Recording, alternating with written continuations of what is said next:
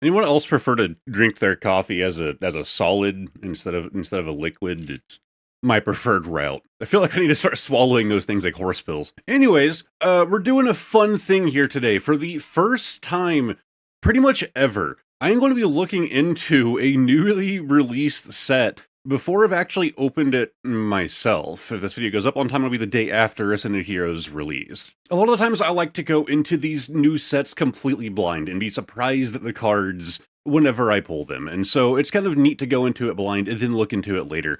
But I had just one comment gave me the suggestion to do this, and I apologize that I don't know what that comment was left on, so I don't know where to find it to like throw it on screen somewhere. And I thought, you know what, it would actually be really fun to go through the set list for Ascended Heroes and just look for cards that I would want to aim for, right? What do I actually want to get out of this new set? Is there a specific card that I like really want to get my hands on, right? And that'll also kind of help tell me like, hey, am I done with this set, right? Like, do I have everything that I want to get out of it? So we are just here on Poke Beach. I would use the official Pokemon Center. Well, not Pokemon Center, official like Pokemon site, but their images are actually like super low quality.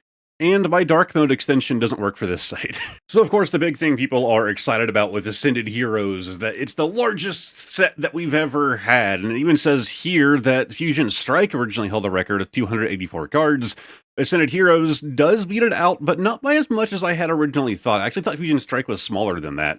This one has 295 cards with, 78 of them being secret rares, which, man, secret rare used to mean something. Now secret rare means these are the 78 cards that you're actually looking for. Like, it's kind of lame to me. I get that people are excited because massive set, we've never had something this big before. Like, I get the excitement there. At the same time, when you have a massive set, it makes it harder to pull the thing that you're after. So whenever we find a card going through this list, I'm like, this is like one of my grails. This is what I want from Ascended Heroes. It's not going to be as likely to pull, right? Because it's a massive set. When you look at like the black and white set where it was split in two, if there's a certain card that you were after, well, you could go after either White Flare or Black Bolt to get that specific card. You didn't have to hunt down that card through thousands of packs of a much larger set. I think I tend to prefer smaller sets. Now, I do think you can be too small. I think Phantasmal Flames was a little bit on the smaller end. I don't think it needs to be as massive as it says here with the 295 cards. But aside from that, I know basically nothing about this set because, like I like to do, I kind of sequestered myself from what we're going to be looking at here. So we are going to have a lot of reprinted cards from previous sets, which is kind of lame. So I apologize if I do call out a card. I'm like, oh, this Gloom is really cool. And it was in a previous set. You have to forgive me on the commons and stuff, right? But we do start off immediately with an evolution line straight into an EX from Oddish to Gloom to Vileplume, all being Ericas, which is super cool. I'm always happy for trainer-owned stuff. I'm happy for, like, the villain-owned stuff. So I'm happy to know that we're continuing with that in Ascended Heroes. I know that the name kind of implies that, but then we go on to even more Ericas with Bellsprout, Weeping Bell, and Victory Bell, and still another Ericas with that Tangela. Very nice looking Tangela, but I feel like we've seen that art before. Am I crazy? We had Chikorita, Bayleaf, Mega Meganium, okay, with its weird flower head. And now we come upon the first common that I'm like, oh, this is actually kind of neat. I like the line work and stuff on this Wurmple. It's really basic, but I really like it. Okay, first common that really stood out to me was a Wurmple. Come on, man. The Silcoon actually looks really cool too. Like, it's kind of, let me full screen that one as well. You can kind of see like the way that it clings to trees. It uses these, like, I don't even know what you would call that, like these like extended parts of its body to grasp on to the branches and stuff of the tree to get like multiple points to grip onto, right? So it doesn't really have to like strain to hang on. It looks cool. I like how they really depicting it as like from inside the tree itself. So you have like a pulled out camera angle and you're seeing it through the trees and like the background's kind of blurred. And again, it's just the common. Beautiful. We've definitely seen that artwork before. Cascoon, Dustox, Badoo, Grubbin. Yep, Team Rocket's Torrentula. That was in a previous one, I believe. Spidops definitely was. Charmander, Charmeleon, then of course, Mega Charizard Y. if Mega Charizard Y is in here as a basic EX, you know it's gonna have something full art. It's gonna have some crazy expensive card. Again, it's my first time looking through the set, so there's probably gonna be a card that I pass over that's gonna camera disconnected, my apologies. I'm probably gonna pass over a card that, like, everyone else is excited over, and it's, like, the most expensive card in this set, but I don't know what the values are gonna be on this. I haven't looked into anything at all until now. But I'm guessing that if there is, and there probably is, a much larger full art version of this Mega Charizard Y, then that's probably gonna be it. Ethan's Slugma, Ethan's Magcargo, Entei actually looks pretty sick. Ethan's Ho-Oh, that's a reprint. Numel, I'm guessing contemplating eating the cactus. The Numel eat cacti? Is that a thing? Is that canon? He's really debating it though.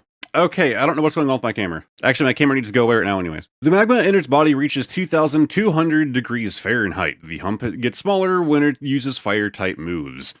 Okay, I want to know about the cactus. Also, hello, Beef Lord. Camera up to Pig Knight, then Embor EX, Omega Embor EX. Yeah, and of course, you're gonna have to include it. It looks neat. I've just never been a big to Pig line fan. Inzdarmaka, Inzamanitan, that's definitely a reprint. Sandalit, Zazzle, Scorbunny, Reboot. Cinderace is also a reprint of the Terra card, or at least as far as I can tell. That's the downside of a lot of these, like, Terra cards, where, like, you know, like, there's so much going on, there's so many effects happening on screen, like, around the card. This could be an entirely different pose of Cinderace, and I wouldn't notice. I think a lot of these Terra cards do look really cool, but the actual Pokemon in question only adds so much to the card on these, because there's so much going on, that, like, I like them, but I think it takes certain Pokemon for them to really stand out to me. My wife will be upset if I don't point out her Psyduck. That is an adorable Psyduck card, just laying in the little pond around the lily pads. He actually looks kind of serene for being in constant pain. It is constantly racked by a headache. When the headache turns intense, it begins using mysterious powers. So, I'm guessing it's not very intense right now. Oh, well, it's not actually connecting art, but it is telling a story, which I'm always a big fan of whenever you have cards that evolve and they kind of like tell a little bit of a story, right? You have the Psyduck sleeping in the pond, and then you have the Golduck kind of swimming through the pond, like down, like maybe it's like actually like the end of a river, right? It's like swimming through the river now. It's like, oh, it's active, it's doing things. I don't know. Huge fan of the Totodile line. I mean, stepping over the stone in the water. This is like man, I keep full arting so many cards. It's almost like I'm a fan of the Pokemon card game or something. But look at this boy. That is so cool. That is such a clean card. Again, it's going to be, yeah, just a regular comment down here. Number 41. Like, I don't know. Like, it looks so clean with like the light coming off of its body there. Like, I am wondering how it got here. Like, did it jump from this stone back here, like laying on that 1 foot? It almost looks like there should have been another stone here. It had to have, like, jumped. How it got here is a little confusing. Then we have Croconaw, and then, of course, we have the Mega Feraligatr, which I still think is goofy. Like, I still think it's goofy. I really think in the game, the big jaw trap skull head should have been closed by default, right? Like, it closes whenever it bites down, which kind of makes sense. But it looks so dumb when it's open, man. Like, the closed head should have been the default. So I'm actually happy that it's closed head here. I kind of want, and maybe we'll see it later down in this set, like towards the secret rares. I want to see it from the side. I almost don't want to see the original Feraligatr head, at least not that well. Like, if anything, I want to see it, like, through the gaps in the artificial mouth here, right? Sneasel, Weavile, Snorunt looks kind of cool with the Aurora Borealis. Mega Frostlass EX, yeah.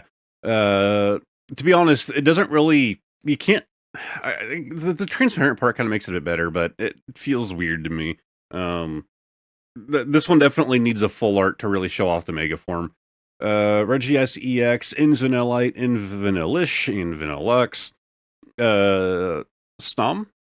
Buddy, are you just playing in the snow, or are you attempting to eat it? Within its internal organs, Snom applies the frigid air it gets from eating snow, and then uses this amplified air to create icicle-like spikes. So yes, this is literally Snom pulling up snow into its mouth. I didn't know that about Snom. I didn't know it just ate snow. I mean, it kind of makes sense for the little guy. That's kind of adorable. I like how it has, it almost made like a little snow pile to to make it easier to consume. You know, I can probably go a little bit bigger. Yeah, we can just look at them above my head. Pikachu on the river, pretty cool depiction. I actually really like that. This weird, like, glass streak here, though, is kind of weird. Is this like a sun streak coming through?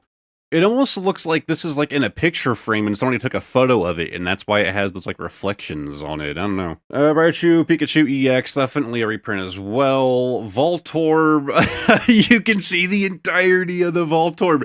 They didn't have to do like, you know, putting it underneath this transparency layer down here. It's a small, simple little ball Pokemon. They could do the whole thing like this and just break it out of the panel. I'm a huge fan of that. Like, and all of the electricity is breaking through with it. I want to point that out. I feel like there are really basic things on even basic EX cards that we don't give credit to, right?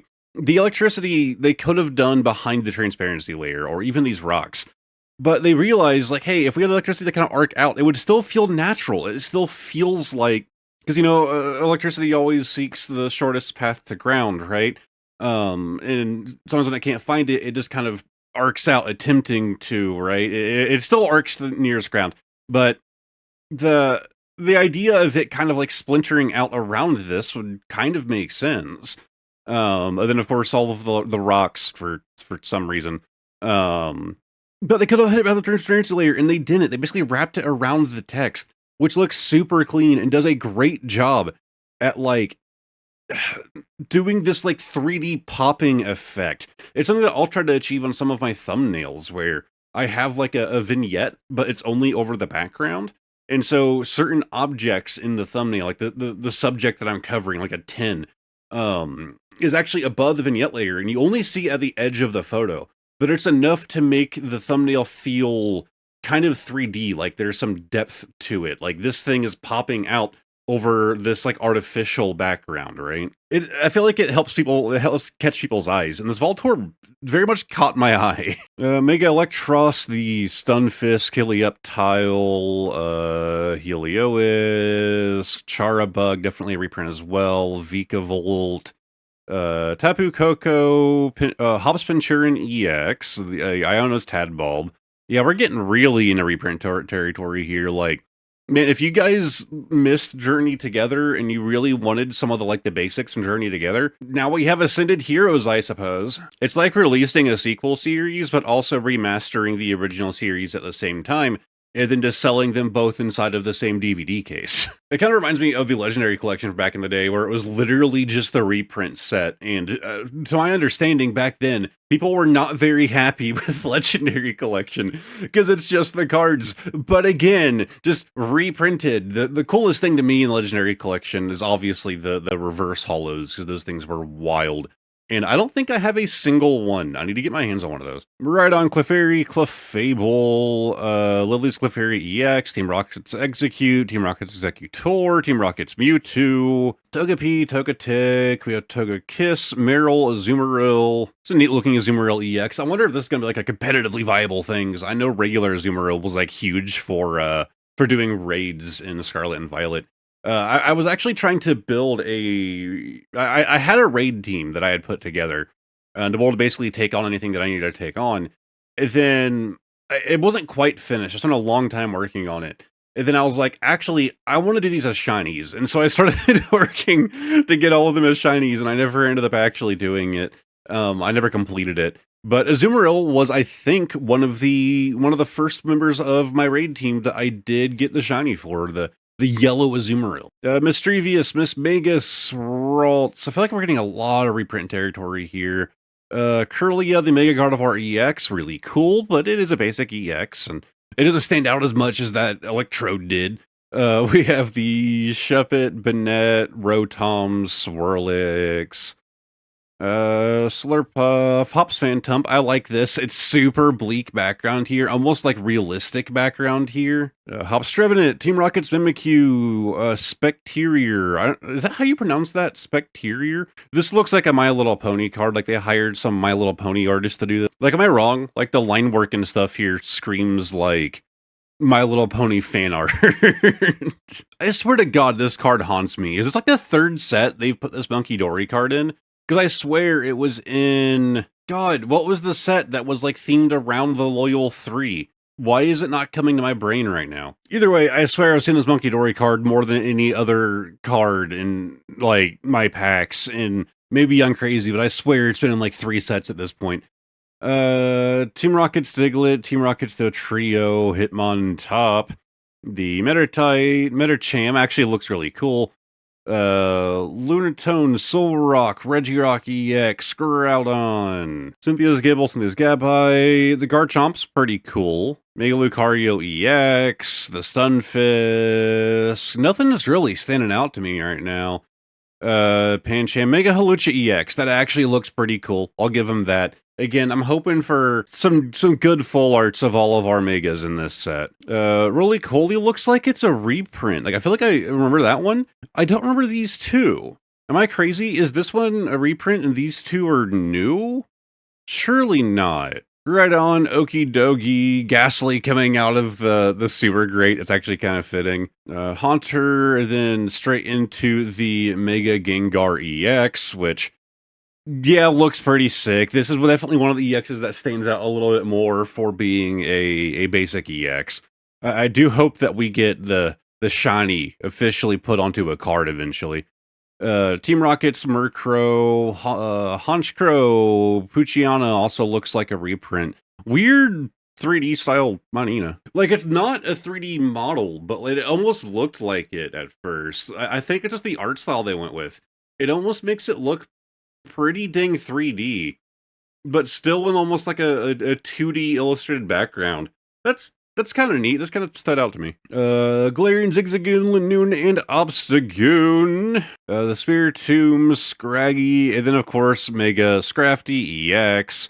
Yeah, okay, that actually looks pretty cool too. And Zora, Zoric EX, again, reprint, Volibee, Mandibuzz. Man, we were all asking for Mandibuzz to get an EX. We all, all of the raving Pokemon fans, like, Mandibuzz is, like, obviously the pecking order of, like, favorite Pokemon in the community is obviously, like, the big three, right? You have Umbreon, Charizard, and Mandibuzz. The Hoopa Unleashed here actually looks pretty cool. All right, I'm a fan of that. Pheasantipity, Petron, the Mawile, Registeel, Ponard, Bisharp, the Kingambit, Togedemaru EX, the Dratini. I mean, even Togedemaru with an EX actually feels kind of weird. I just kind of said it, but didn't, like, point it out. I just never thought about that little guy getting an EX, but it's not like it evolves, right? So yeah, it kind of makes sense that it would get an EX. Also, that Kingamit's starting to stand out to me now. I'm a bit of a weird history buff. Don't go quizzing me, but I love, like, medieval history and, like, the Dark Ages, ancient history, all of that. And of course, a really cool theme to explore is, of course, feudal Japan, which is kind of huge. People love that. I'm not alone there. King Gambit, like, I feel like they captured it kind of perfectly for, like, the feudal era Japan thing going on here. It's like a very much like plains, like, valley in the mountains, right? Like, dark and misty, and then we have our samurai right here, the King Gambit. This is actually really cool. They captured the theme super well on this card. Though it commands a massive army in battle, it is not skilled at devising complex strategies. It just uses brute force strength to keep pushing. I guess my man isn't able to read, or we should give him a copy of The Art of War to kind of help him out a little bit here. You guys don't know how many times I click on the tab and it scrolls all the way back up and I have to go all the way back down again. Like, this keeps a lot. I know how to not do it, but I just keep doing it. All right, we're getting into the biggins. We have the Dratini into Dragonair, which just looks sick.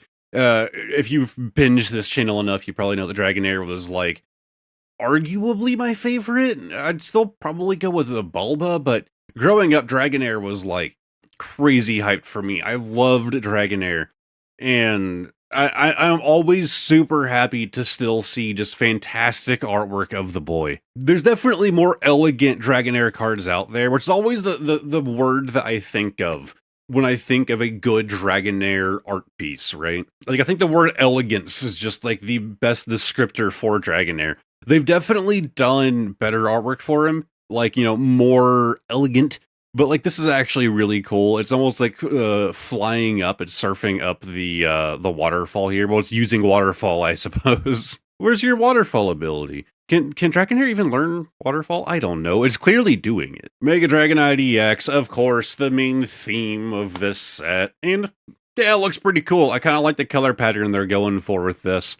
We have the Rayquaza, Inzreshram, Zekrom. We have Noibat, another favorite of mine. But of course, going into Noivern, much more of a favorite. Pretty sure it's a reprint. I could be wrong. The card doesn't stand out a whole lot to me. This boy needs to get some more love. Dreepy, definitely a reprint here. That's line. Same with Team Rocket's Meowth. Team Rocket's Kangaskhan. Larry's Dunsparce. Larry's Dunsparce EX. We have the Skitty Kitty. It's just laying in a bowl. Delcatty on a roof. Zangoose EX, Larry's Starly. I kind of like Larry's Starly kind of perched on this edge here. Actually, a neat depiction. It's perched on an edge where if it were to fall, it is not falling very far. Then you go to Larry's Staravia, and it's also perched on an edge, but now it's actual good height up. And then we have Staraptor, and it's no longer needing to perch. It's just able to freely fly around, which the other two can too. I don't think they're actually aiming for that. It's just kind of a weird thing I noticed. Fan Rotom, Mega Aldino, Rufflet, are you doing like skateboarding tricks? What's happening here? The way that its arms are posed, kind of like, oh my god, it's literally like dabbing. Kind of like going behind it there. And then like its weird grip on this rail screams to me like this Rufflet's trying to do some skateboarding without the skateboard. But also, buddy, if you're gonna wrap your talons all the way around that, there are pulls in the middle. So I don't think that's what's happening here. I think he's just hitting a dab. I did it again. Larry's Bravery. We have Larry's Kamala, the Drampa, and of course Hops Cramorant. Tropagos. That actually looks pretty cool. Surely we've had a non-EX Tropagos before now, right? Or am I crazy? Is this our first non-EX turtle here? Gym turtle? It might be. I actually don't know. Then, of course, the Tropagos EX, Acerola's Mischief, Air Balloon, Athena and Concordia, Boss's Orders. Oh, they're finally giving... I say finally, like he's been around for years. Look, all I know is that there's a side of the Pokemon community who is going to be very happy about this new Boss's Orders card. Buddy Poffin, of course. Canary. Yeah, just kind of in the place, or the rust something, I don't remember. Counter Gain, Fighting Gong, Forest of Vitality, the Glass Trumpet, which I'm sure would sound terrible. Iris's Fighting Spirit, the Light Ball. Yeah, man. Oh, it's literally a toll just for Pikachu. That's wild. Attacks used by the Pikachu EX this card is attached to 50 more damage to your opponent's active Pokemon EX. So it's a Pokemon tool specifically to give Pikachu EX 50 more damage. Okay. Lily's Determination, the Mega Signal, Mystery Garden, ends PP up. Look, I'm happy that they're still printing this. It's all I care about. I need to get a master set. Sorry, I'm stretching. I need to get a master set of all of the ends PP ups. I need to get I need to get it from all of the sets that's been printed in. And then I need to get them all in Japanese as well. Chinese.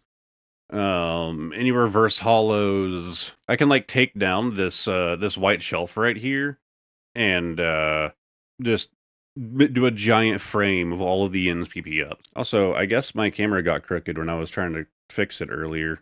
I'm not going to try and get it perfect. I'm just going to call it there. Night Stretcher, the Nighttime Mine, Pokepad, Premium Power Pro, Surfer, Team Rocket's Archer, Team Rocket's Ariana, the Team Rocket's Factory, Team Rocket's Giovanni, Team Rocket's Great Ball, Team Rocket's Hypnotizer, Team Rocket's Petrol, Team Rocket's Proton, Team Rocket's Transceiver, Team Rocket's Watchtower, not Team Rocket's Thick Scale, not Team Rocket's Soul Scraper. We have the Ultra Ball, Urbane, okay, kind of neat. We have the Waitress Prism Energy and Team Rocket's Energy. So now we're moving on to these secret rares. This is where things are going to get a little spicy. Move my camera out of the way to do these the secret rares here.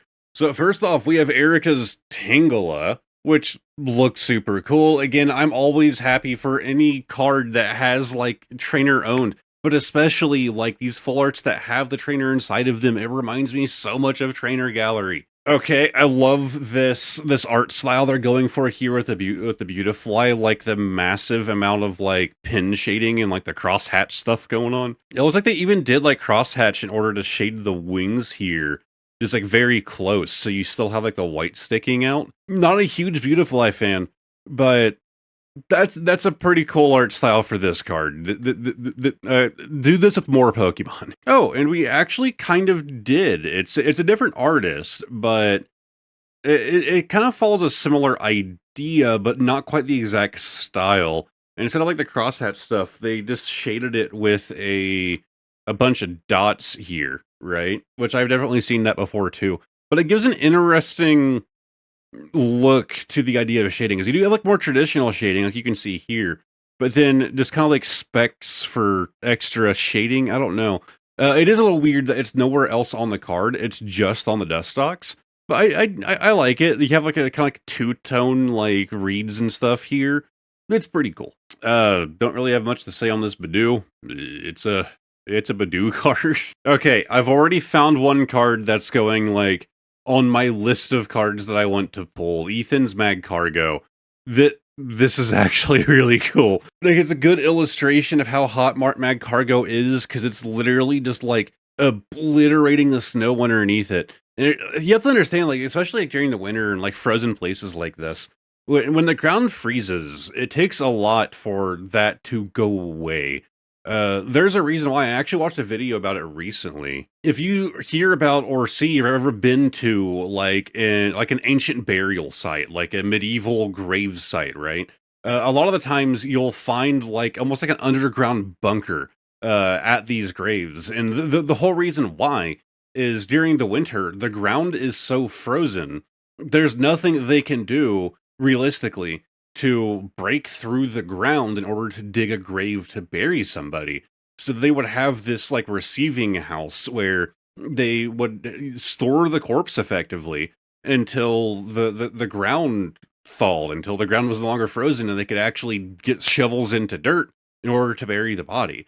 Like frozen ground is like a massive problem. And so I feel like this does a pretty good job of illustrating just how hot Mag Cargo is. It's so hot that it's not just melting through the snow, and you can even see it's not touching any snow here. Like, it's giving like a path around it is melting, right? But it's not just thawing the snow; it's pretty instantly turning it into magma.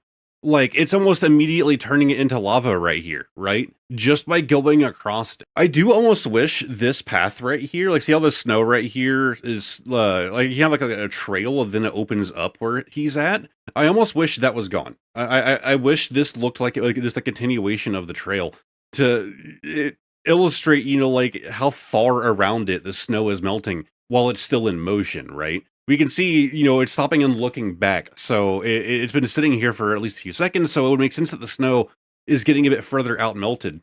But I feel like a wider trail of where it's just going through the snow would actually make a lot more sense. Either way, like the reflection of like the light coming off of the mountain and stuff, like this card is really cool. It's going on my list of cards I want to pull. Actually gonna make a list real quick. Not sure if I'm ever gonna actually do anything with the list, but I figured I should just make one just in case. So next up we have the Numble. We got another like super hot, I guess the other one wasn't like super hot location. It was just kind of the Mag Cargo making it super hot.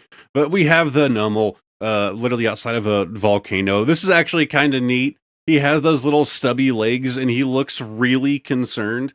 Like, really concerned that he's not going to be able to make this jump. Like, he looks concentrated.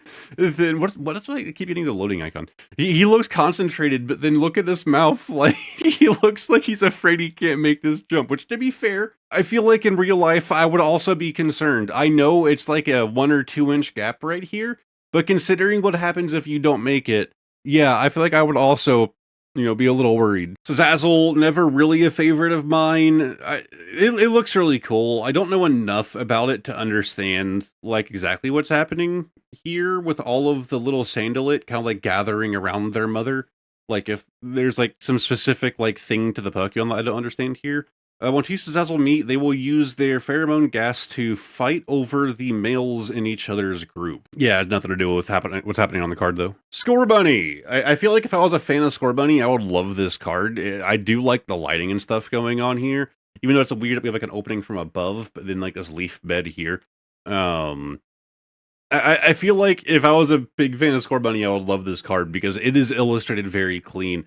It's just kind of a basic card, though, to someone who isn't a big Scorbunny fan. Well, I guess my wife has a large target in Ascended Heroes. You know what? I'm gonna note down the Psyduck. I've always talked about how Pokemon Company, like, whenever they hire artists that do anything in water, they always just make it look super appealing. And, like, especially when they do this, like, cross-section thing right here, which I'm always a huge fan of.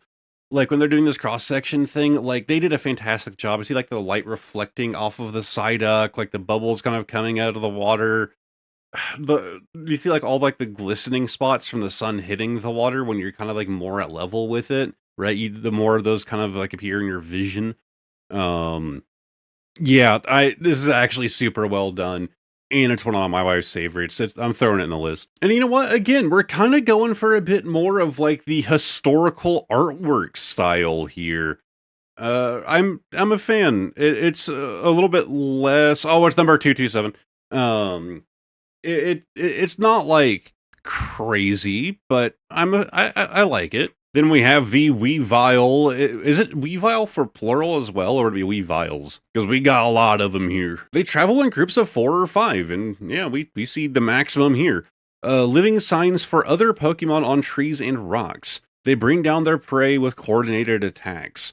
Yeah, this would be kind of intimidating, you know, if you're like a little Wurmple and you're just trying to maneuver your way through the city and you turn down the wrong alley and you see this. Yeah, it's kind of over, bud. Sorry. Welcome to the lower part of the food chain, idiot. They flare their frills and generate energy. A single Helios can generate sufficient electricity to power a skyscraper. Yeah, I've always thought of Helios as basically just being a living solar panel, and we literally are seeing someone who has installed a Helios on their roof. Is that a problem? Is that a problem in the Pokemon world like it is in ours? Of, like, door-to-door salesmen, like, trying to sell you solar panels to put on your house? But instead of solar panels, they come with a bunch of Pokeballs, and they're like, hey, like, 10 grand, and we'll give you 3 Helios. They just sit on your roof. You do have to go up there and feed them once in a while, and maybe take them to Pokemon Center when they get sick from, like, sitting out in the rain all night. But for the most part, you don't really have to think much about them. Just a little bit of repairs here and there on your 3 Helios on your roof, and you'll make that money back over the next so many years for what you're saving in your electricity bill. I would say then they learned that it really doesn't do that much, and it's kind of a scam, and they put a bunch of money into it, and it's not really working out because solar panels they take a lot. But Helios apparently can generate a power for a skyscraper, so yeah, I think those salesmen would actually kind of be doing pretty good in the Pokemon world. So then we have Vikavolt. I think the Pokemon itself here is illustrated super well. I think that the background is wet. Like, I can't tell what I'm looking at, to be honest with you. What's actually funny is I mentioned in a video a while back that I really like Vikavolt. I think it's really cool, but I had never heard of someone calling it their favorite. And then I got a handful of comments saying that Vikavolt is their favorite, or it's like a favorite of their friends. So, actually, I remember one of them said that it was like a favorite of their friends, and that comment came like super early into me posting that video. So, hey, Vikavolt fans, here you go. All right, this one's super cool. Iono's Wattrel. They really, like, went all out on the, like, Iono theming around this card. That's actually really well done. They also are doing like comic book shading almost on the Wattrel, but it actually extends. It goes on to Iono as well, so it's not just on the subject. You almost have like a colored version of it in the background as well. Yeah, that's actually really well done. Meryl, again, not one that really stands out to me. Mischievous floating around a bunch of toys. Although I think whoever owns this box should be more careful because that looks like a revive. that you just kind of threw into a toy box. It loves to bite and yank people's hair from behind without warning, just to see their shocked reactions. Yeah, who doesn't, though? I love walking up behind strangers and just, like, grabbing their hair and pulling it. Oh, it's kind of interesting. This Banette card has a lot of things going on. It's a bunch of just, like, Pokemon decorations. So we have, like, Mareep that look like they're almost impaled. Just kind of, like, floating as decorations. Same here with the Solrock and Lunartone, like, floating from these strings. Then we have a Mudbray rocking horse, which is an interesting thing to be making canonical. Like, maybe that's been a thing in the anime or something. I don't know. I don't watch it. But, like, Mudbray rocking horse actually makes a lot of sense. That actually looks kind of neat.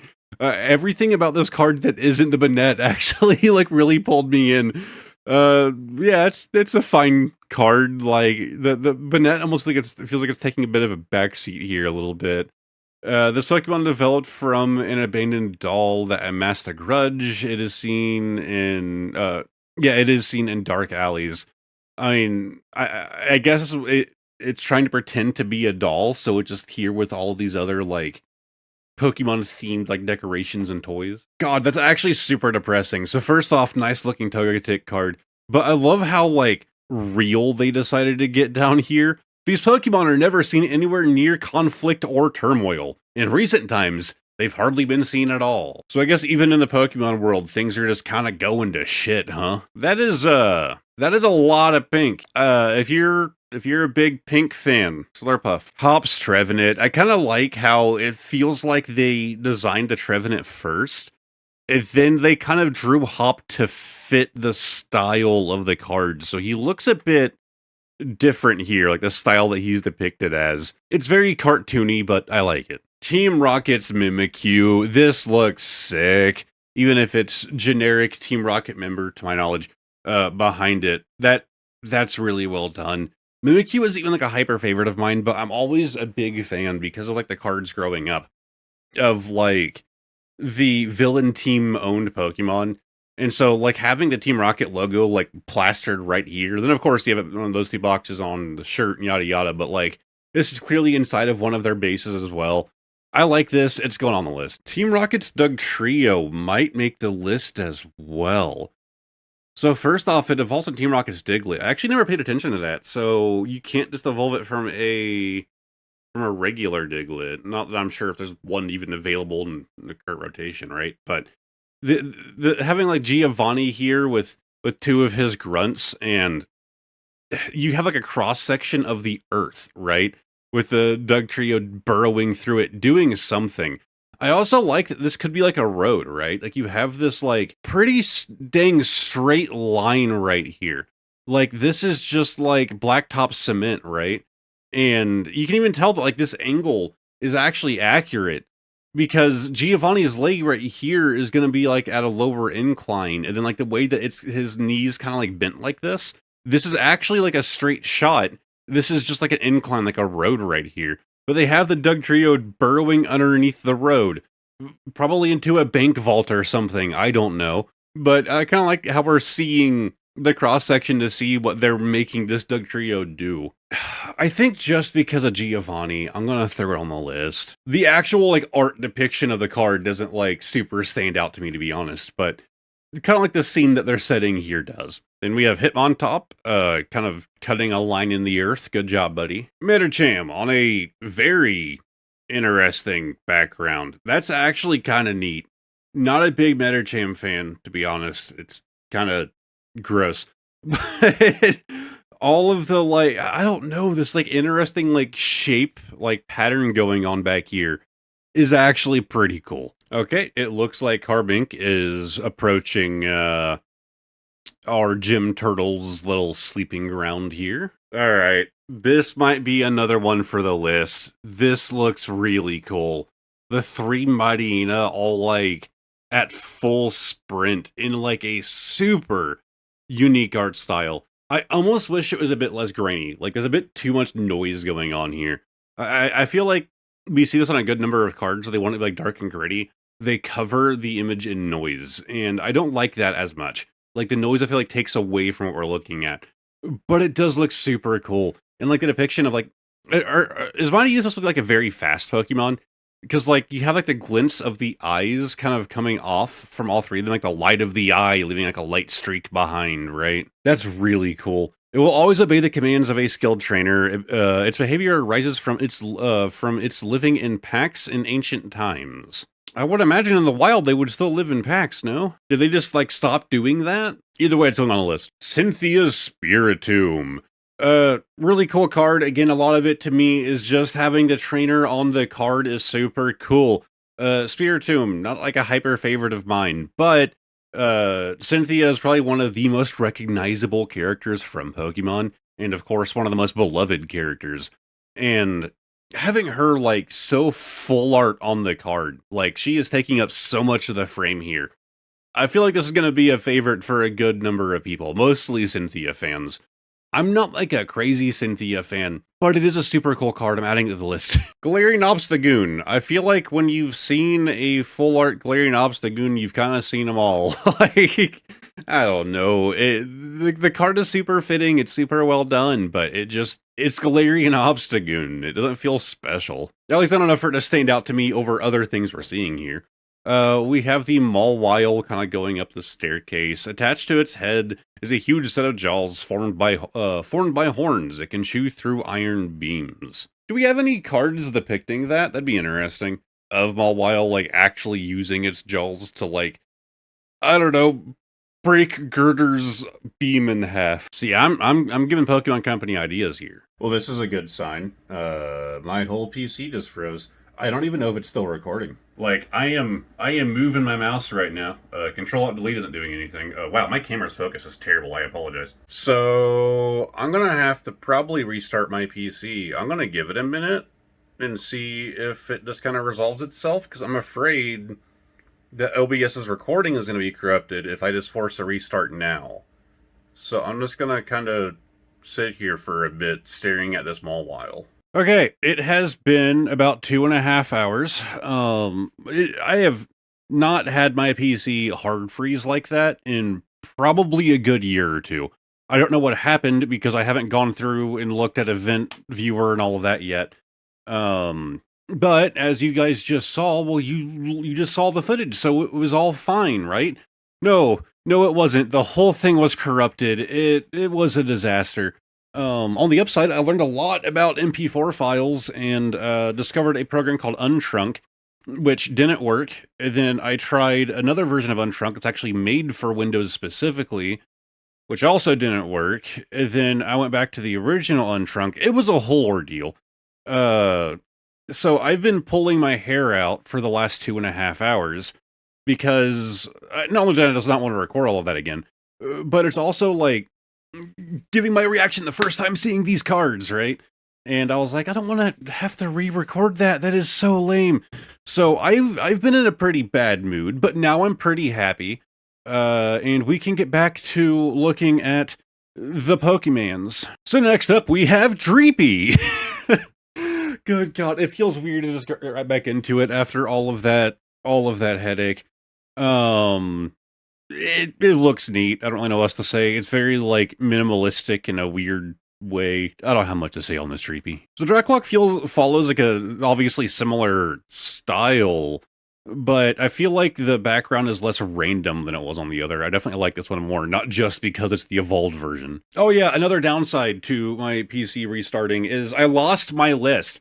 I'm still on Windows 10, and Windows 10 Notepad doesn't just autosave for you, so that's great. So I'm not going to keep writing down cards for the list. What I can tell you is this one's going on there whenever I decide to like remake it, if I decide I want to. Larry's Staraptor, this thing looks sick. I'm assuming that he's drinking canned coffee, but we don't actually know. There's no telling what is inside of this can.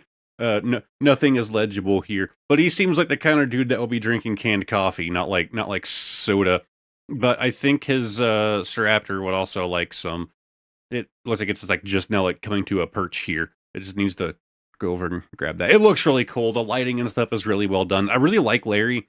He's probably one of my favorites from his generation. So easy one for me to want to target down. Okay, Fan Rotom. This is a reprint of a full art, or am I crazy? This Rotom feels extraordinarily familiar to me. Like, I don't know if they did a different version of Rotom in a similar setting, and so they were like, "Hey, let's continue that trend." It feels way too familiar to me. Feel free to call me out. Oh boy, there's a generic full art of the Weed Cat. It's a Sprigatito as a generic full art. Full arts are cool to get, right? It's still a decent hit, and if you're a fan of the Pokemon, it's still always neat to have. But regular full arts like this, it's just Pokemon on generic background outlined. It's just boring, man. I will say this about the Stunfisk one. The background does kind of look like sand. It is still just a generic nothing background, but it does have kind of sand patterns going on, so that's neat. For a split second here, I thought I was looking at a German card because this does not look like English to me, but the rest of the card is in English, so I guess that's just the name of a move it has.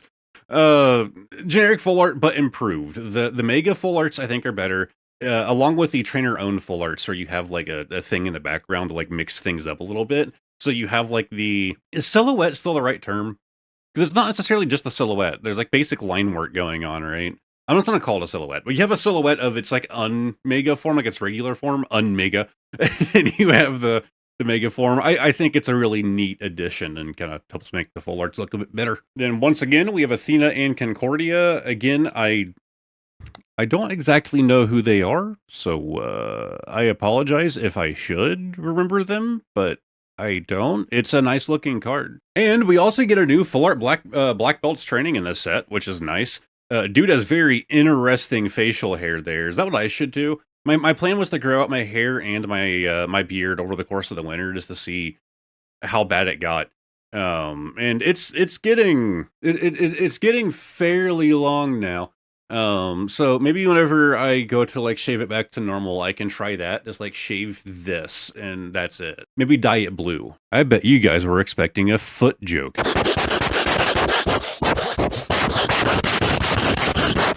So we saw the other boss's orders and I thought people would be excited. This is actually really cool. I still don't know exactly how you pronounce it. I've always just pronounced it Core Blue.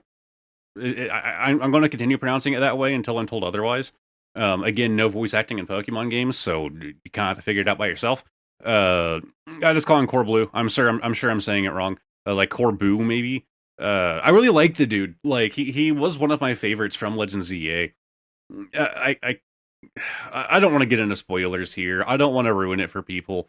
I'll just say I was a bit disappointed in his character, but it is a really cool card, and I really do like the character still. So again, this one's probably going to be added to the list. Then we have Kanari, the new Iono, effectively, basically.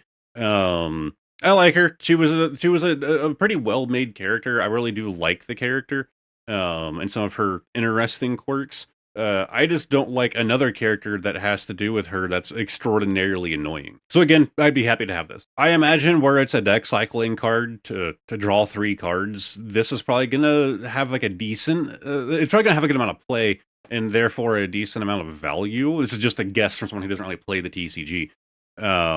It's probably gonna have a decent amount of value behind it, but it's probably just because it's a pretty way to draw 3 cards. I don't know if Sharon's like a super exciting character for a lot of people. All right, I have full screened the full art counter again. I think we can go away from the full screen for a little bit. So we have the full art glass trumpet, the jamming tower, NCP up as a full art. Come on, buddy. Come on, I need like 7 copies.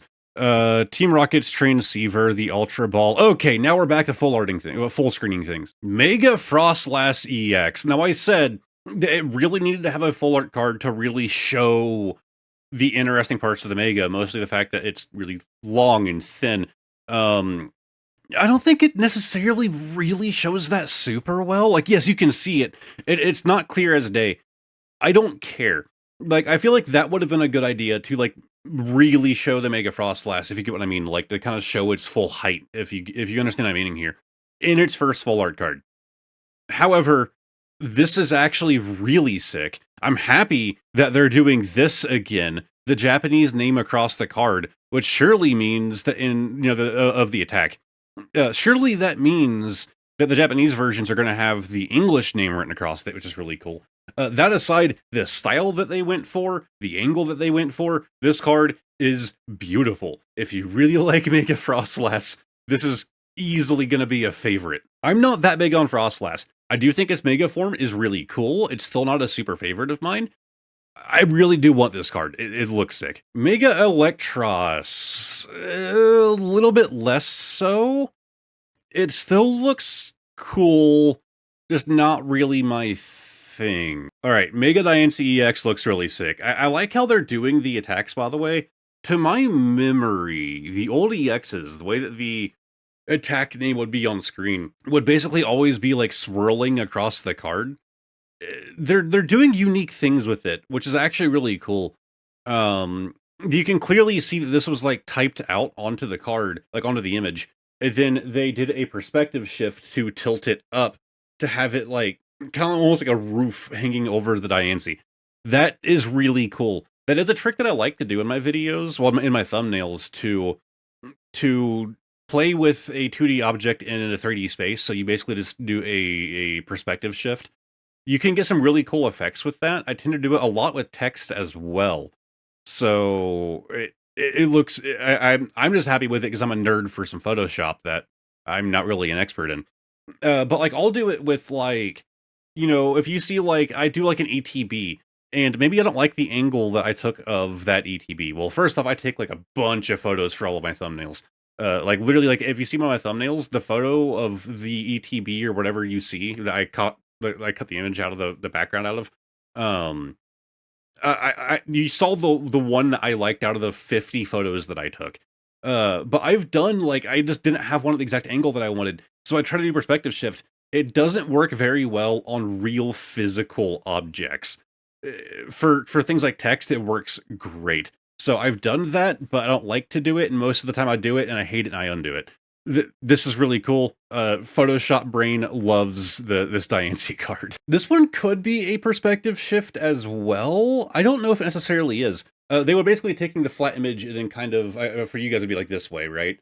So they're kind of like skewing it. So like this end is a lot larger than the other. I need to stop examining the text so thoroughly. I just like that they're mixing up the text. Like this looks really cool. Again, Mega Halucha is a really solid Mega, and this card looks sick. Mega Gengar, a bit more of the traditional Japanese attack name going across the card like we used to see, where it's just kind of like curled, right? It's really cool. It's super fitting. I also am a big fan of yellow text. I use like bright yellow text all the time. I feel like it stands out really well. Of course, they've been doing that up here as well. But man, I in my opinion, and I just realized they do it the exact way that I do. They follow the exact pattern that I do. So whenever I do my text, I do. Yeah, I know we're doing more Photoshop stuff. Who cares? But I do. I do like a bright yellow. It's like the exact shade of yellow that I use. But what I always do, I am shocked that this is a dumb thing that I do, and learning that Massive Company does it means that I'm doing something right. I do a thick black outline. Editing at 1080p, it's usually like anywhere from like a 9 to a 12 point thickness on the text, right? So you have the base text, and then I do the black outline in like a 9 to a 12 point. And then I do a white outline outside of the black, much smaller than the black. Most of the time it's around like a 7 point, right? So you have this like interesting effect where the white just a lot of the times when you want something to stand out, you'll do like a shadow or something behind it, or you'll do dark around it to make it stand out. But when you're just doing lettering, and depending on how complex the background is, that isn't enough to really make it stand out. So you do the white outline around the black. So wherever the white would be obscured, the black is solving the problem. Wherever the black would be obscured, the white is solving the problem. It makes this text pop no matter what the background looks like.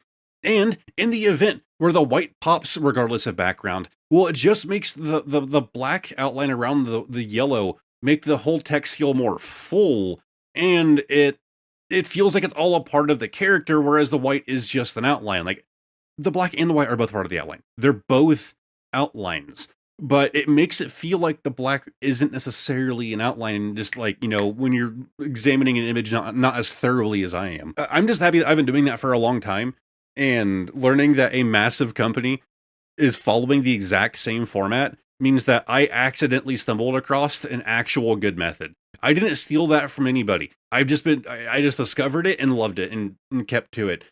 I want this Mega Gengar card again because A, it looks super cool, but B, Photoshop brain. This card just like certifies to me that I'm not that dumb when it comes to like graphic design. And see, this is actually interesting, something that I don't do. They do the white outline and then the black, and it's interesting is the white outline is still thinner than the black. So I haven't tried that. I actually might steal from this Crafty card if I feel like it might work on a certain image. That's an interesting idea. It won't work with the yellow font that I like to use, though. I love my yellow text, and that wouldn't work. Maybe it works better on warm colors like this. But Mega Scrafty EX, like the super dark background, like literally just like black background. Like, this is super cool. I'm also a big fan of Mega Scrafty. I'm not even that big of a Scrafty fan. The Mega Scrafty is so cool. He's just like super punk. I feel like this one might go on my list of cards I want to get. No, it is. This is 100% a card I want to get. Mega Dragonite EX. So assuming that there isn't another one in this set, kind of disappointing. I like it. It looks cool. The text like obscuring the horn on Dragonite feels a little weird. I feel like I would have had the horn right here above the text, right? So that it makes the text feel more like it's a part of the image, not overlaid over the image. So it's like in front of the wings still, but behind the behind the horn. Or maybe like it's behind this like flap on the wing right here too, right? So like, yeah, it's not perfectly readable, but it's also Japanese text on an English card. It's not exactly designed for us to read to begin with. I do like it. It is really cool, but for the set being themed around Mega Dragonite, I hope Dragonite has something better in here. Granted, I'm not a big Dragonite fan, so grain of salt. Mega Meganium. Very interesting Mega form they gave it. I've talked about it so many times. I loved Chikorita as a child. It was a hard fight for me between Chikorita and Totodile. In my first run through, I did end up going with Chikorita. I evolved at Bayleaf. Bayleaf looked sick. I was like, man, I can't wait to see what this thing becomes. It then became Meganium. And I wish that I picked Totodile. Meganium's just so boring. It's so boring. Like, Chikorita had so much, like spunk to it, right? And like, man, I don't know. The new Mega form is kind of neat. It does add some complexity to a Pokemon that very much needed some complexity. I'm still not going to be using Meganium. Then we have Mega Embor. This is sick. So you have like super warm colors, and then you have cool colors kind of coming out of it, which could be a really nice contrast if done right. Kind of same with Meganium. Not the biggest Embor fan, but this is pretty cool. This is a really well-designed card. And now we get to the best one, Mega Feraligatr EX. Everybody made fun of it. They said it looked goofy. It does look goofy, but when the helmet's closed, it is so cool. And I just love my Feraligatr, man. Yeah, I think other designs could have worked too. And maybe I should look into some like fan-designed Mega Feraligatrs, right? But I am a big fan of it. I just wish they would keep the head closed more. Interesting that they're actually depicting it with the jaw open. So if you're not already familiar, its hands are the jaw. So it's literally like doing this, and its fingers are like intertwined, and then it has like the jaw pieces as a part of its arm. I don't think it ever depicts it with. I don't think I've ever seen it with the hands apart before. That's actually really cool. I kind of like it a lot. I want to see it in like animation. I want to see Mega Feraligatr animation. I want to see it like fight like this, right? Like the helmet is almost just like defensive, along with like the things on its arms. And then it specifically does the hand thing in order to form the head to do like a strong bite, and then immediately goes back to not doing that, right? I think that would have made people in the game appreciate its design a bit more if we saw it like this. This is a really cool card. I want this. God, what do we have, like 20 more cards to go? This is a massive set. So we have Mega Frostlass EX. This is a different form, and this is actually what I was talking about. This is what I think is perfect for the first unveiling of Mega Frostlass in the TCG. We can see the entirety of Mega Frostlass. No weird angles, no, like, bottom paneling of the card covering it up. Like, we can see the entirety of the Mega Frostlass, and I think it is a super well-designed Mega. and I'm happy that this card exists, right? I think the other one is a lot cooler. Like, I would honestly rather have the other one. This style is really cool. I really like this one too. The other one was super cool, but I feel like this card had to exist, like actually showing the entirety of Mega Frostlass. And here is Pikachu EX. Honestly, super plain, but I feel like in a binder of Pikachus, this would actually fit in really well, like with other like more simplistic full art Pikachus. There's nothing crazy going on here. It's an innocent little Pikachu in a forest. I feel like if I had like a Pikachu binder, this would be like something I really had to get. It's really clean. It's really nice. It would just add to it. So Pika cards in literally their username in the Shiny Discord, I'm sure already has this in Japanese, but I'm sure they were very excited when they first saw it. Those of you unaware, Pika cards is a collector who collects Pikachu cards. And it's absurd, by the way, the amount of cards that they have. Like, it is like hundreds in like different languages of every variant. Like, it's insane. All I'm saying is if I were like willing to travel to do a video on somebody's like collection, it would be Pika cards. Like, it is insane the things I have heard from them and seen from them for their Pikachu card collection. It's nuts. And I guess they have another card to add to it as well, because we have another Pikachu EX, this one being the Terra type. So it's actually a different Pikachu EX from the same set, which is actually very interesting. Very chibi, cutesy design. I'm a fan. Again, I'm not the biggest Pikachu person, but this is really cool. Okay, far better than our other Mega Electros full art back there. This is really cool. It's like a pseudo-realism kind of deal, if you get what I mean, like the reflective light and all of that. This is really cool. I like the perspective, the colors, like super flashy. This is a lot better than the other Mega Electros. You're still not going to sell me on Electros, but I like it. Iono's Belly Bolt EX. Yeah, it's cool. Again, super fitting for Iono. I feel like they have nailed her style, and I think that Pokemon Company's at the point where we're never really gonna see an Iono-themed card that doesn't just nail the style perfectly. Like, this is really cool. If you're a fan of Iono and you're a fan of electric types, and specifically like Bellibolt and stuff like that, but specifically you really like Iono, or at least her color scheme, you'll probably be very happy with this. It is really cool. It's not going on my list, but it's really cool. And we have another Lily's Clefairy. Yeah, I like it. Lily is another, like, I don't know if I would say favorite. She's really up there. She has a lot of interesting story to her. As someone who doesn't even watch the anime, right? Like, just from, like, the games and other media. So she's definitely, like, up there in characters for me. So I wouldn't put it on the list, but I would still be very happy to pull the card. Okay, very interesting depiction of this Team Rocket's Mewtwo EX right here. Giovanni's face is looking a little funny. What's actually funny is the word that came to mind was truncated. His face looks truncated. Like he's missing some stuff here. That's really funny, because that was the issue with my video file. It was truncated. This is what my video file looked like, if you were wondering what it took to recover everything. I like the Giovanni on the card. His face feels really weird to me, like super uncanny, like he's made out of clay. Not the biggest fan. I think it's really cool to have the Giovanni there. They like the pose and the lighting and all of that. Mewtwo looks sick here. Despite Giovanni's face feeling a little funny, I like it. Probably gonna be something that goes on the list. All right, then we have the next Mega Diancie EX, and yeah, again, another super pink card. Looks very fitting for Mega Diancie. For those of you out there who have like the pink cute binders, this is gonna be a top contender for you. And yeah, it's not a bad choice. Why does this feel like a reprint?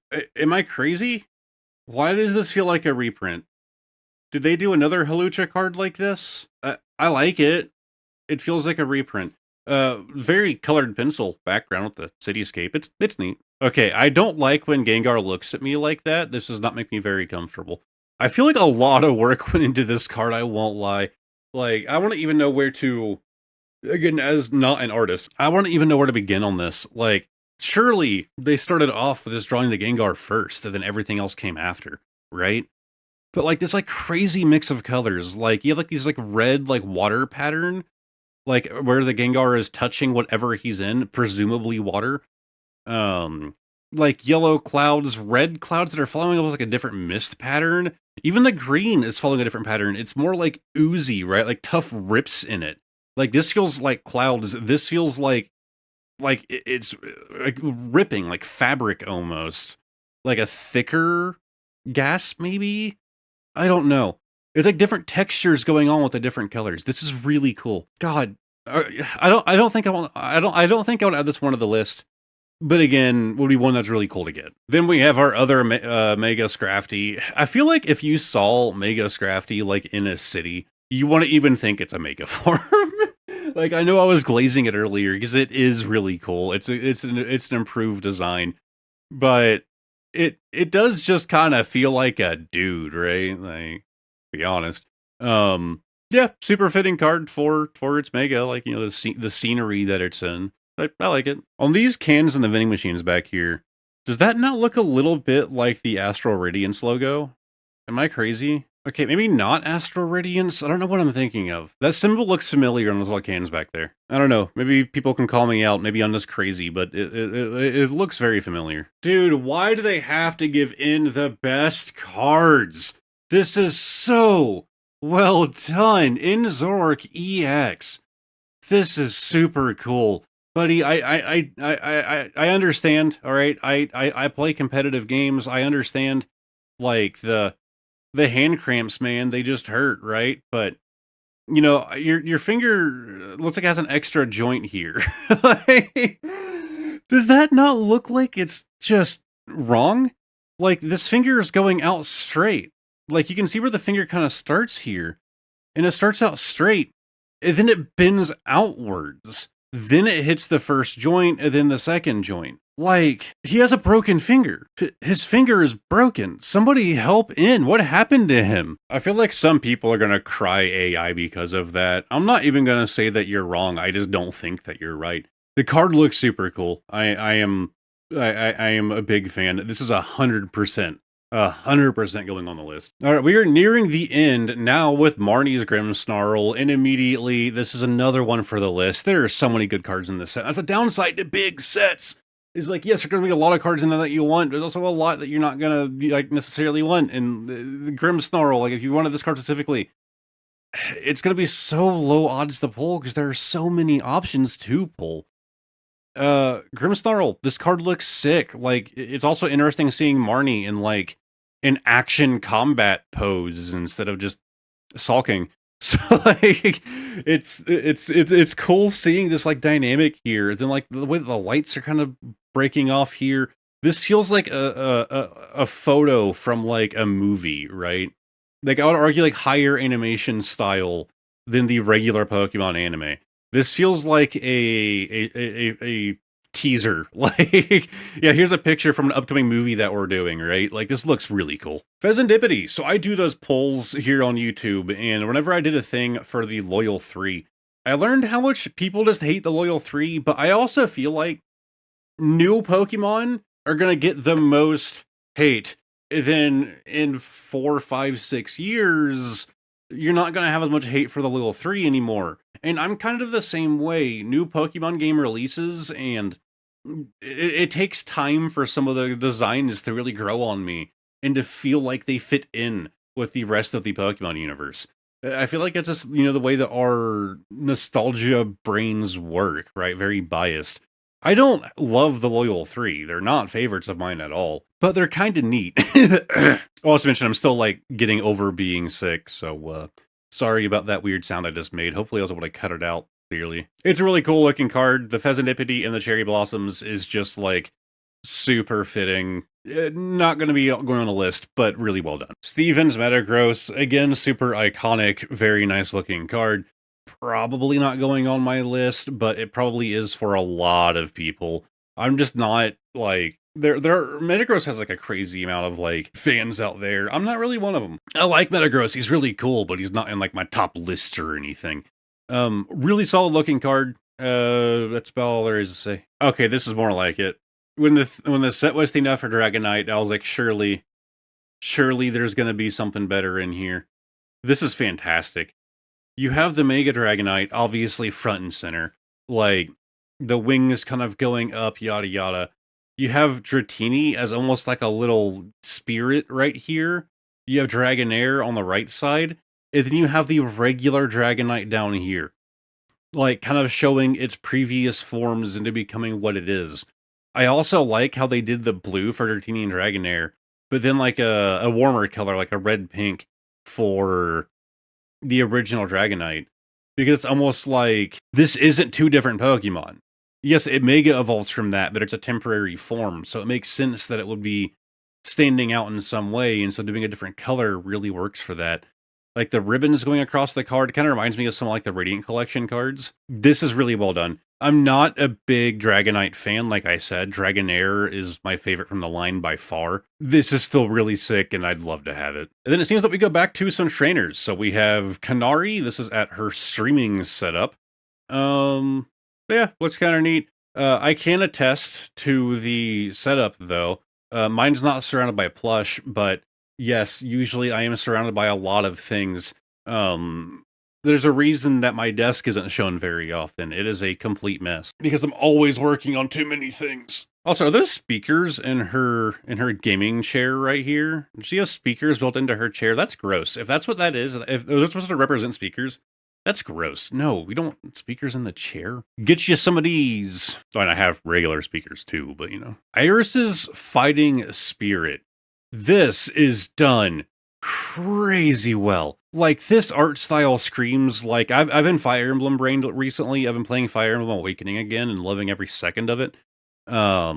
This screams like old like Sacred Stones era like Fire Emblem art style.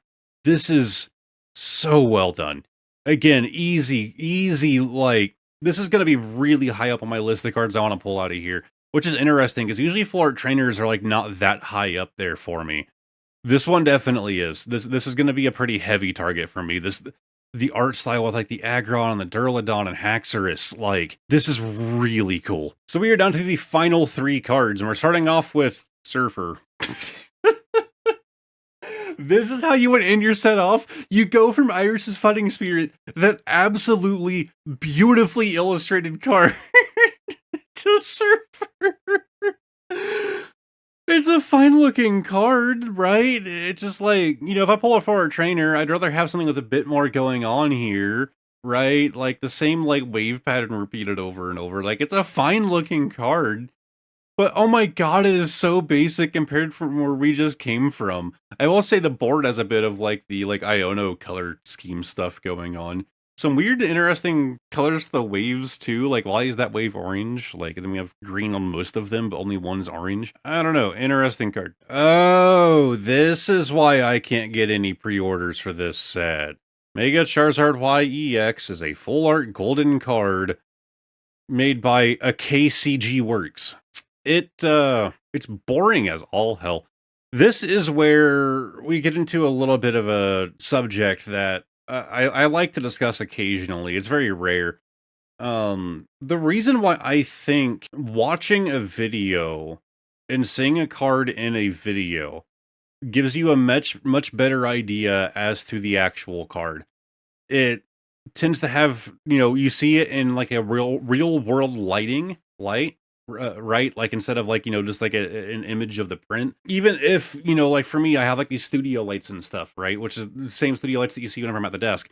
It's very clean lighting, but it's still real lighting as opposed to an image. And you can see like the hollow patterns and all of that. When you're looking at just an image of the card, it doesn't do it justice to what it actually looks like in person. This is very bland. This is very boring. It's just a card covered in pee. In person, it probably looks absolutely fantastic. And like with textures on cards and stuff you don't see. Watching a video of a card will always do a card more justice than scrolling through a list. There have been so many cards that I saw on a list like this and just wrote off as whatever. And then I pull the card and it becomes a favorite of mine. It's kind of like how old video games were designed to be displayed on a CRT. They weren't just, you know, making use of the CRT because that's what they had at the time. the scan lines and the blurring of the screen was taken heavily into account by most game developers at that point in time. And so pixel sprites on like, from like those old like, like NES games and stuff, right? When you see them like a modern screen, they can look really sharp and bland and like, is it just one little black dot for the eye? Well, because on a CRT, it actually blurs that little dot out and like you can actually like it looks like an eyeball instead of just like one little black dot. That's why like CRT, like good CRT filters for like emulation are really good. It gives you a bit more of the actual experience. The same thing is happening when they are designing these Pokemon cards, right? They are designing it knowing it's going to have this texture on the card. It's going to have this hollow effect that follows these parts of the card, right? Like this looks really boring and bland, and maybe the actual card does too. I don't know. But just looking at it here, it's boring. But I have to imagine that the actual card was made with in mind, like we've seen with the other golden cards. You know what I mean? Like it's designed with the extra effects in mind that you can't get with just a raw art print here. I have to mention there are a good number of people who watch my videos and they see a card that I pull, and it was a card that they had seen like an image of like this, and they had previously written off. But now they see it like on camera with the actual hollow effect and lighting and all of that. And then they go out and want like they seek out that card now because like, oh crap, that's actually really cool. Wow, Charizard, I am sorry that I talked somewhat smack about your golden. There is so much negative space on this. Don't get me wrong, the golden cards are exciting to pull because they're super rare, right? Like that's like a lot of the excitement. Good God, this one has nothing going on. Like Dragonite looks like a little thumbnail that they accidentally threw on the card. I guess it's a watermark in the background. Do you know how easy it would be to erase the Dragonite from this card? Like, even easier than the Charizard, like, while still leaving all the text intact. Like, Dragonite here, like, Psyduck with this, like, question mark on the head. I don't know, it's goofy. I need to see it, like, an actual photo of it at the very least, or video or something to sell me on this and the Charizard. But that does it. Hopefully everything comes out okay. The recovered file seemed to work fine. I'm very excited for this set. Like I said, I do have concerns about super large sets. I feel like a lot of people get on this hype train because, ooh, large set, like, bonga bonga, caveman brain, bigger number equals good, right? But like, I feel like a lot of the times the smaller sets are kind of preferred. And another upside to smaller sets, like Phantasmal Flames for me, there was very few things in that set that I wanted. And so it made it easier for me to just get in and out of Phantasmal Flames. It's like, oh, here are the 4 cards I wanted. Now I can move on to this other set from a year ago that there's still a bunch of stuff I want to pull from this, right? Like, yes, large sets can be fun and exciting, but I have a feeling that this set is following up after Fusion Strike, which didn't have that much hype around it, not long after release, at least based on memory, right? Fusion Strike, like, wasn't a super sought after set not too long after it released, and it was kind of everywhere. And part of it probably had to do with the massive amount of cards inside. I wonder if Ascended Heroes is going to end up being the same, which to me is kind of a good thing, right? If the scalpers don't want it, that's good for me. At this point, Phantasmal Flames wasn't very exciting for me at all. I'll take more Phantasmal Flames. Like, the market is still that bad. I do feel bad for One Piece players, though, because they are like, the scalpers are migrating over to One Piece. So while, yes, things are getting easier for me, they're getting harder for other people. So that is still extremely disappointing. But the scalpers are always going to exist, and they're going to hop around over market they think is going to make them the money, right? So I guess I should just be happy that they're not in my hobby. Well, they still are. Believe me, they're still here. They're never going away. But a lot of them are migrating away from my hobby, right? I just kind of hope that these scalper groups all kind of break up and they all go to different hobbies. Like, some stay in Pokemon, some stay in One Piece, some go to Gundam. Like, maybe they all go back to doing the sneaker crap because, like, apparently the whole sneaker thing, like, fell through. Like, Nike did like a thing that kind of screwed over all of the scalpers, and that's why they went over to Pokemon in the first place. I don't know. So normally I end up a video as a bonus card of the day. This video's already been super long, and we're not at the desk. So I figured I would just show you. This was from the P.O. box. My wife did finally make, I say finally, I've had it for like a few days now. She made the Jolteon. Somebody sent this little kit in the P.O. box. It's actually really cool. Everything here can like rotate around, like these little rings right here. I think even that, yeah, like so you can even like rotate this whole like base right here. This ring is separate. It's really cool. It's really well done. She spent a decent amount of time putting this thing together, but she is far faster at these things than I am and has far more patience for it than I do. So there's your bonus card of the day. Oh, and this was like a China only little figure here. To my knowledge, maybe they did an English print too, I don't know. But if you guys liked this video, it's very long. But if you liked this video, let me know. Give me some of your feedback for how I can improve doing this for future sets. And of course, most importantly, what do you think about Ascended Heroes? Have you opened up any of it yet? I have gotten a little bit of product, so maybe I can get a video out on it sooner than later. We'll see. I have another project I'm working on, and the editing process is killing me. But what do you think about Ascended Heroes? Do you think it's the best thing from Mega Evolution so far, or do you like something else more? I think I need to take a look back at base set Mega Evolution to kind of make that determination for myself. But my third's coming out. I have been filming for a total of over 2 hours, including time to recover things. That means that it's been about 4.5 hours it's taken for me to do this. So I believe I'm going to go start the editing process now. So if you guys enjoyed the video, go to like, subscribe to the channel, all that fun stuff. As always, a massive shout out to my YouTube channel members. Pokeorder, Jay Obsidian, Smokey the Sun, Andrew B, Bod Reed, Kitty F21, Lana C, Kiss of Ember, Sucker Punch, Lycan, Car, Resplay, Wombo, Obsidian Panther, Ineffable, and Mosquito, Lane, Kiwi, Crispy Demon Doc, Rock Marina 369, Culture Gaming, Wonder Bread, Grosty Black Belt, Thompson Chini Brewster, Ugor, Most Manda, Shadow Fan 15, Goaty That Souls Girl, Psycho Panda, Misha, Emma, Keith, Woundsdo, Amon VT, Alexandria Fiend, Lena Pop, Pogo, Heather Lou, Cheeky Chew, Dyslexia.